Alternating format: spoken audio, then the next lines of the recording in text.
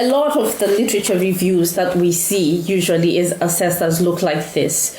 You say there's a statement, this came from this particular author, then these other authors say this, and so on. So this is what I usually call your private notes. And a lot of people's private notes actually end up in the literature review section, right? If you do this, you do not have a narrative around which people can actually understand what sort of issues you are talking about, right? Because when you do a literature review, you're more than just giving us an overview of what is out there, but you are reflecting on what is out there, and you're trying to poke holes in the literature to find out what actually is happening in terms of that, right? So being critical is actually going through this careful process of sorting through what different authors are saying about potentially the same issue and trying to understand where there could be shortcomings in terms of how they have approached the problem. And usually the shortcomings are going to arise from places where they may not agree, for example, or they contradict each other.